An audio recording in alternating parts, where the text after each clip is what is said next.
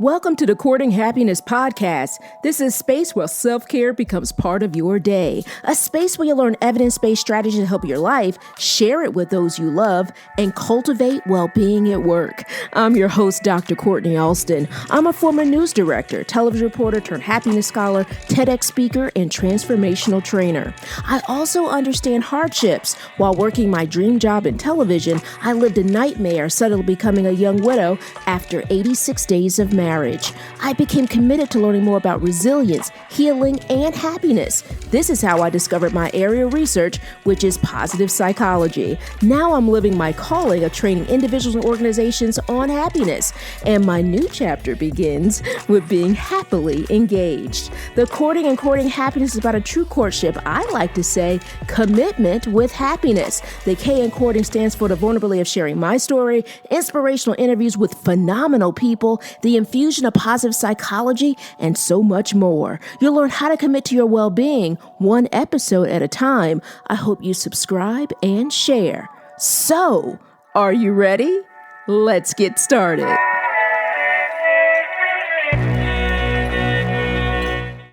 Welcome to episode 88. I'm Dr. Kortni Alston. Thank you so much for listening. I'm so happy that you're here. So I have a question for you. Are you passionate about your job? If you answered yes, you may want to turn up the volume when it comes down to this podcast episode, because being passionate may not serve you. Well, at least it depends on what type of passion we're talking about. And we're going to be talking about those passions today. The Greater Good Science Center published an article with the headline, "Why Being Passionate About Your Job Isn't Always a Good Thing." And what I love so much is also the subheadline, which says, research suggests that there are two types of passions we can have about work, and one may be harmful for you. The article was written by Dr. Tahi Yazari, and he is the lead in terms of discussing this incredible dynamic in regards to the research in this area, and how you might want to have a job that you're passionate about, and also what and how to process it. So he talks about this in the lead, I should say. And one of the things he discusses is the value of, being passionate about one's work and not being able to wait until you get up in the morning, right, to to start that job, and getting out of bed and excited to start that job. And so he mentions that there are two types of work-related passions. And one is harmonious work, which is a passion refers to situations in which a person not only enjoys their job, but also has control over their relationship with it.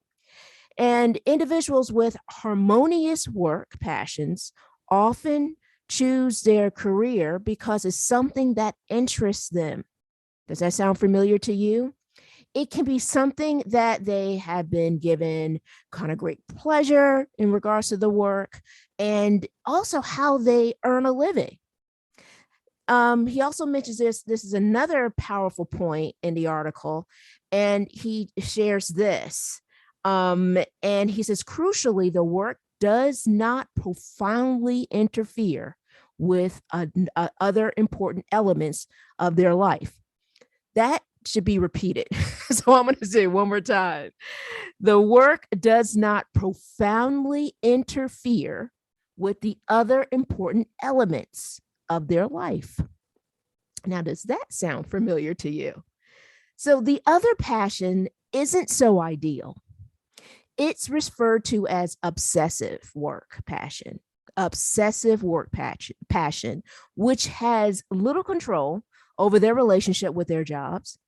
They consider their occupation and related dynamics, such as promotion and pay raises, to be central to their lives. And it appears that obsessively passionate rarely disengage completely from their jobs. And even though they're successful as to what they do, this often comes without a sense of satisfaction. This approach can not only take over their lives, but it can lead to burnout. So making you feel physically and emotionally exhausted with the feeling of helplessness and being trapped. So I love that he talked about these two dynamics, right? Harmonious, which sounds so positive, right? Being in harmony with or harmonious, and then obsessive and what that looks like. And also the lack of satisfaction in that dynamic. And then another element would be the approach leading to burnout, making you feel physically and emotionally exhausted. And as he also shares, feelings of helplessness and being trapped. He also posed this question, and the value of understanding more in regards to this area. And the questions are, so how do you make sure you don't end up filled with the right kind of passion? So how do you make sure you end up filled with the right kind of passion? And if you have obsessive work passion, is it you or the job? And his research suggests it's probably both. So he also mentions a study to study the relationship between personality traits. And so in terms of personality traits, he has work and the type of passion people develop. And they analyzed data from a psychology project, and they collected actually 800 participants. They collected data from 800 participants. And he also measured some of the personality traits that are referred to the big five, which are openness, conscientiousness, extroversion, agreeableness, and so forth. And for example, he mentions a person who agrees with a statement such as, I get upset easily, or I worry about different things at the same time, is much more vulnerable to burnout if they work as a lawyer, a fundraiser, or even a broker. But that same person is less likely to become obsessed with their job if they work as a dentist, engineer, nurse, surgeon, or social worker. And so I loved reading this article. And again, you can read the full article on the podcast page of this episode. And you can find it at drkortnialston.com/podcast/episode 88.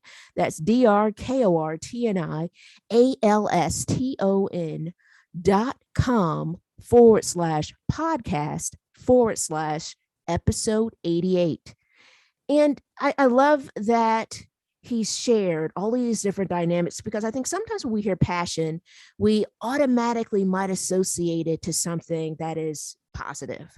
But what I value so much in regards to the study and as it relates to this article is understanding the differences and understanding the difference between obsessive passion, right? Obsessive passion and harmonious passion. He also mentions this. It's important then to work out what kind of passion you have for your job. Do you feel in control? So think about that. Do you feel in control of your job? Do you enjoy your success? Wow, that's a powerful question. It's because it's one thing to be successful, but it's another thing to enjoy your success, right? Think about it. Think about it. Do you feel in control? Do you enjoy your success? So he says that the answer is no. There's some hints that your work passion is on the obsessive side, right? Then you might want to consider a change in direction, and this helping to avoid the risk of burnout. It's interesting because when I'm advising individuals and organizations, I often talk about the importance of a well-being strategy. It's important to just really be proactive when it comes down to your well-being, especially when you're looking to making sure you're not becoming burnout. You're not, feeling emotionally exhausted, right? To make sure that you're protecting your well-being, to make sure that you're pouring into yourself, right? One of my mentors will often share this statement with me that I share often during training sessions. And the statement is, you need to give from your saucer, not your cup, which is great in terms of a visual dynamic because it speaks to what are you pouring into your cup? What does that look like? How are you pouring into yourself to continue to build and to nurture and to strengthen your well-being? And then you're giving from your saucer. So you're giving to what's pouring out opposed to what is depleting you, right? Opposed to what is depleting you. And so it's so important. So I often think of that in terms of giving from your saucer and not your cup. So think of developing your well-being strategy as pouring into that cup, pouring into the cup of you, and what that looks like. And so we often think about going to the gym, right? We always think about having a plan. You might decide, hey, you know what? I'm going to the gym. Tomorrow I'm working on legs. Going to the gym on the next day or the day after next, and I'm going to work on, cardio. Like you come in with some level of a plan, right? And if you're going to a doctor and you're dealing with different elements as it relates to your health, right? You have a plan there in terms of treatment, what to focus on, and what you need. I want you to think about what you need when it comes down to your well-being. Be proactive as it relates to your well-being. And I also hope you read more about this article that was published at a Greater Good Science Center.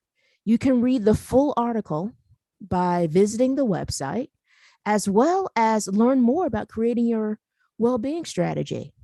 And you can find it on the podcast page for this episode, which is drkortnialston.com/podcast/episode 88. That's drkortnialston.com/podcast/episode 88.